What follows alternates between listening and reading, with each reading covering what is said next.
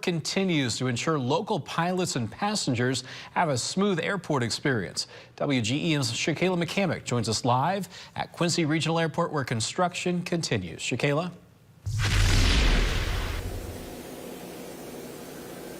Yes, Daniel, so one runway at this airport is closed, at least for the summer.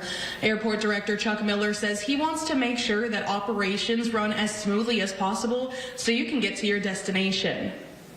One runway at Quincy Regional Airport remains closed for the next 3 months. Director Chuck Miller says airport construction continues in efforts to utilize funding from the Illinois Department of Transportation and Federal Aviation Academy. Putting a new overlay down and raising the elevation like 3 or 4 inches on that end.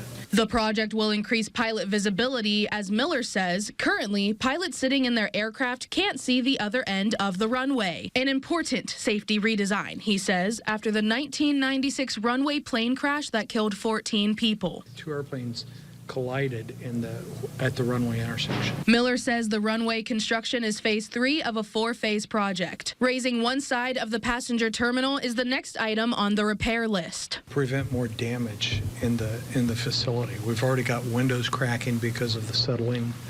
We've got doors that won't open because it's settled quite a bit. Since switching air service from Cape Air to Southern Airways Express in December, Miller says the current air service has canceled last-minute flights due to a number of pilots leaving. If a pilot has a certain amount of time built up and they're eligible, then big airlines will pay them a lot of money, just a signing bonus that's substantial. In an Aeronautics Committee meeting, Miller suggested he change the standing contract with Southern Airways from 3 flights to and from Chicago and St. Louis every day to 2 flights for each destination. Trope said that plan should satisfy more customers. This is part of that workout to get them back on track without creating more passenger dissatisfaction for having flights canceled and or delayed.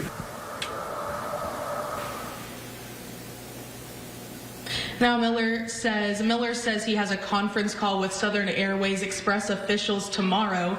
There he'll discuss the possibility of lowering the number of flights the company is contracted to have fly out of Quincy.